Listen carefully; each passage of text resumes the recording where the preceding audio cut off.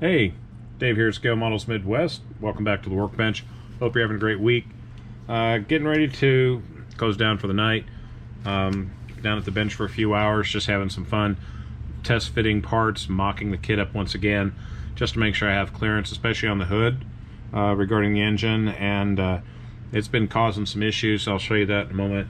But just wanted to show you what I've got so far. I hope to have this completed this weekend. I still have a ton of stuff to do before I say this is wrapped up and done, but wanted to show you that and what progress I've made so far.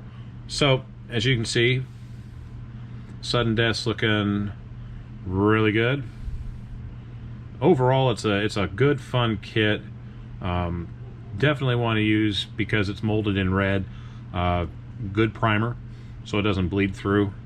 And that's what I did before I painted it silver leaf.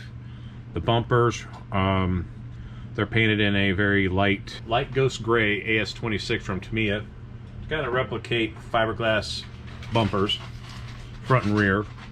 The car itself, the original car used leaf spring suspension, and this one did not have a leaf spring suspension, so I had to scavenge some parts. I had that 57 Ford gasser that had leaf springs that I actually was able to use on this, but I cut the spring perch off the back and flipped it and then glued it back on, and I'll show you that here in a moment.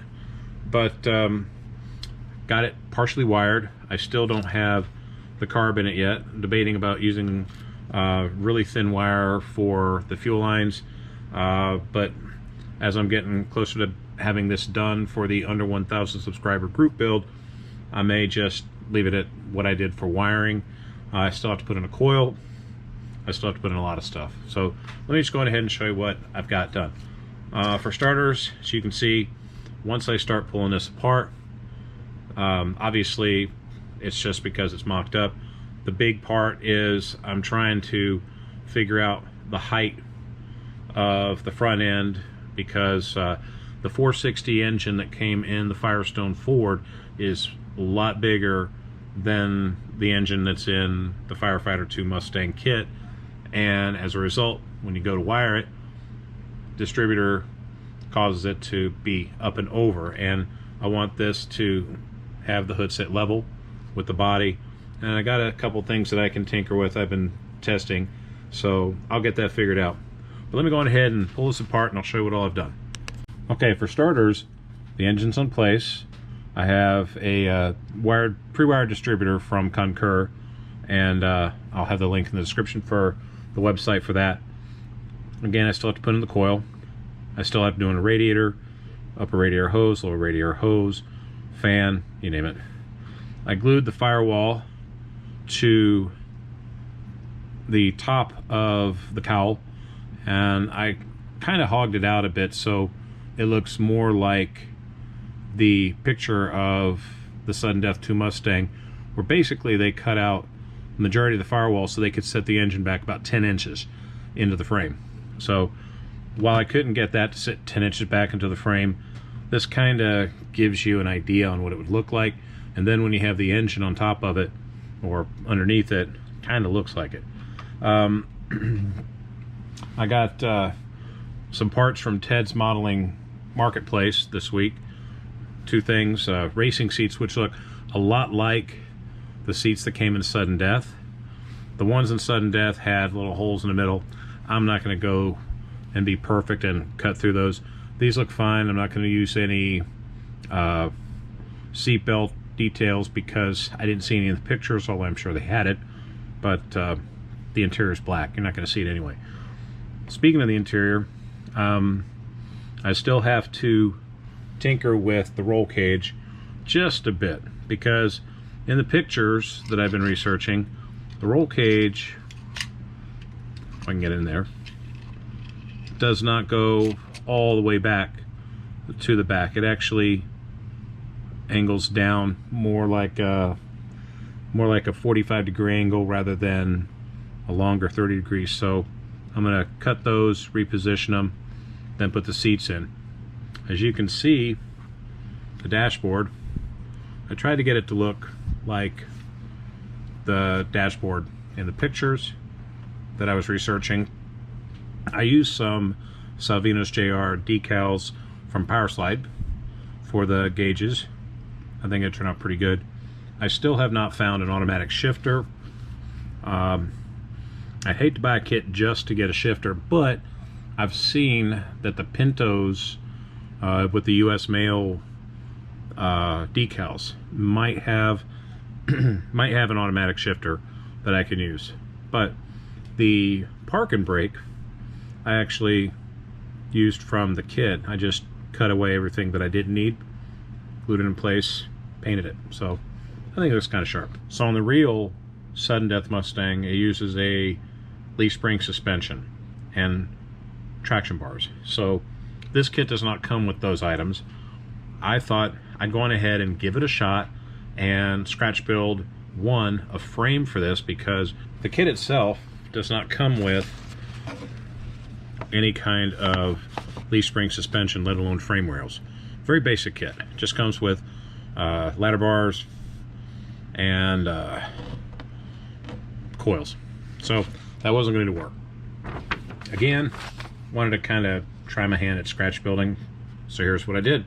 So I went to my local hobby store and got some 0.10 by 0.125 styrene strip. And what this is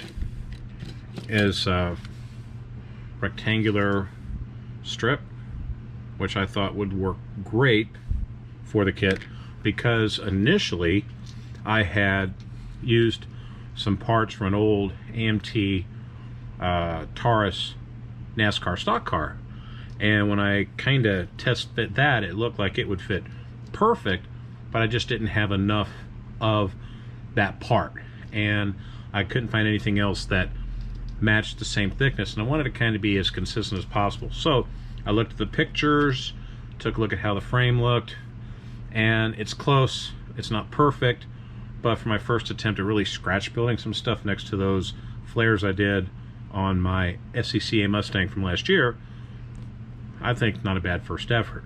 Plus, using those 57 Ford leaf springs was kind of a, I don't know, a little challenge, but wasn't bad.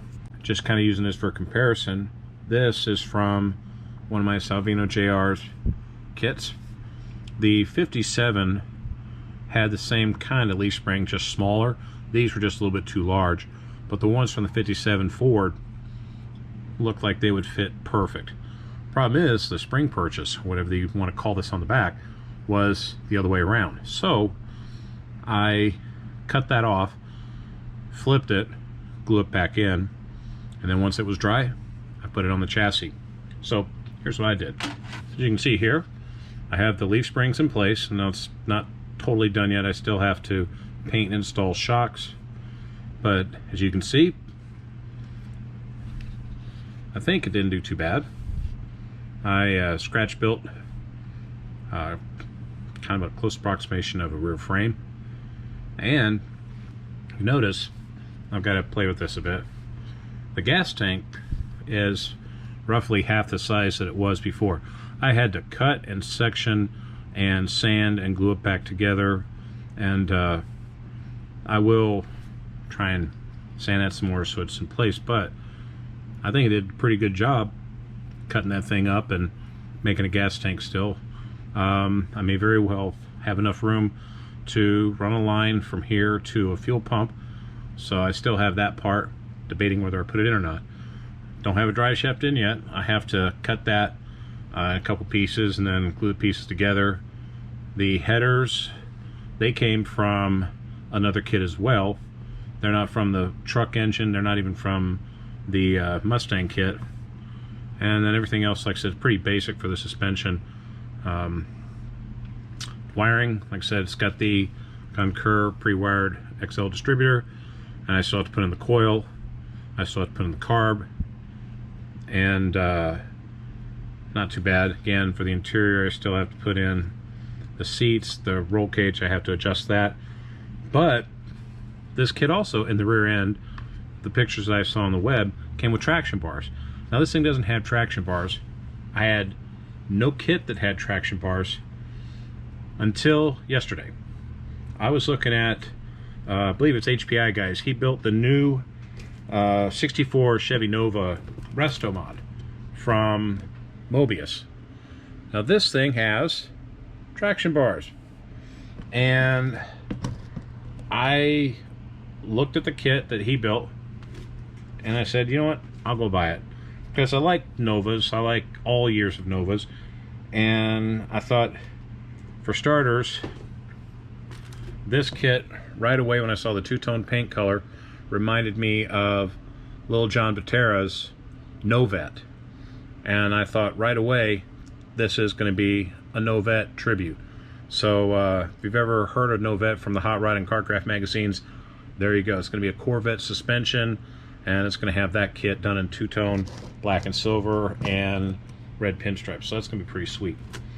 But much like the engine in the Ford truck, I needed to take out the traction bars that were in this one, and here they go. These are traction bars that came with that Mobius kit. Perfect for the traction bars in sudden death. So I went on ahead and cleaned them up, got a coat of primer, and then a coat of semi-gloss black. I'm going to kind of pick out the detail, maybe on the sides in gloss black or in chrome pen, and then I will put those on the leaf springs as well and call the rear end done.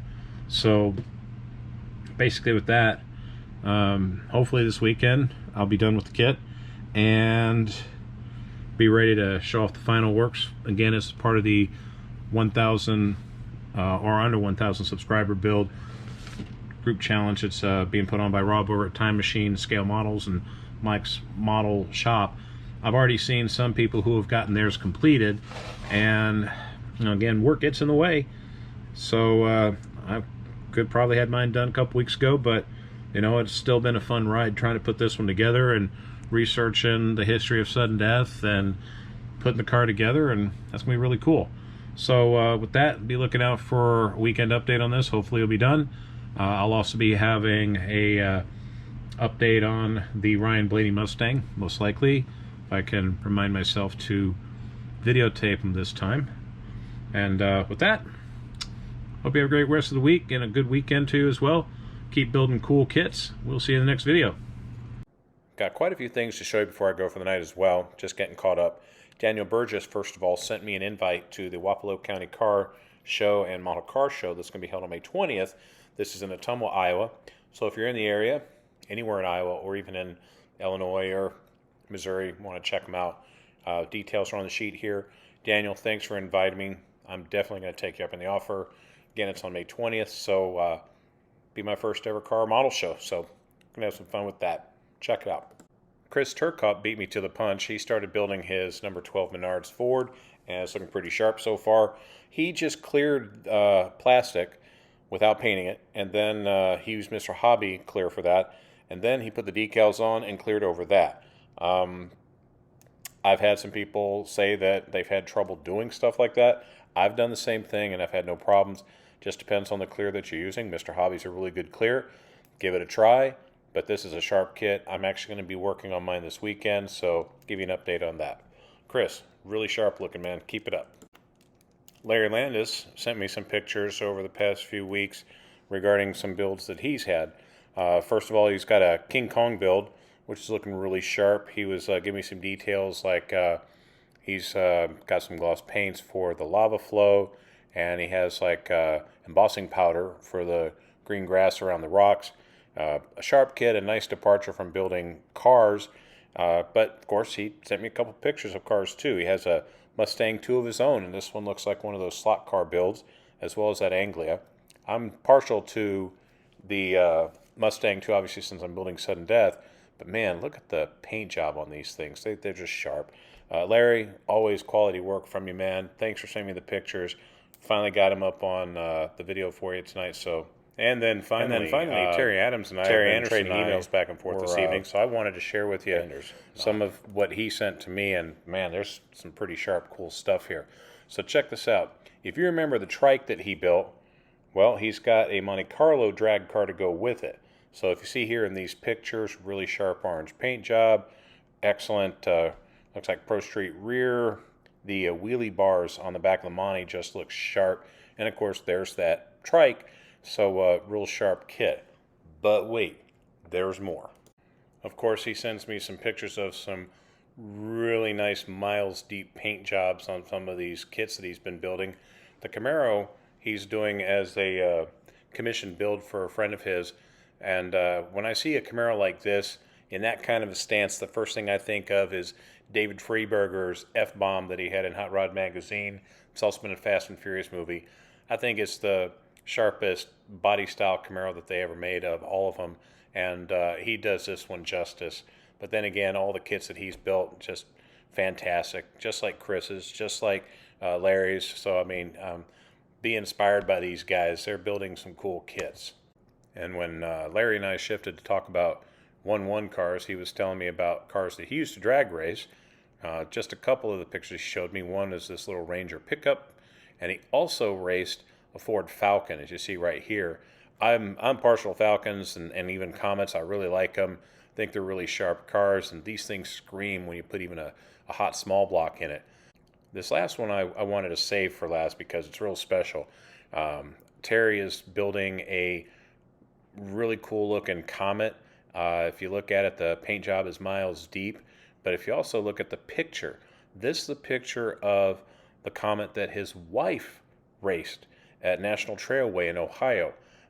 So not only is he building, really cool model kits to share with everybody else, he's building a kit for his wife. And I just think that this is a sharp kit for someone really special. I've done that for my wife as well. So, yeah, this is way cool. Terry, thank you for sharing that car for me. I certainly appreciate that. And, thanks for letting me share that with everybody else on YouTube. Keep building those cool kits, man. We'll see you guys later.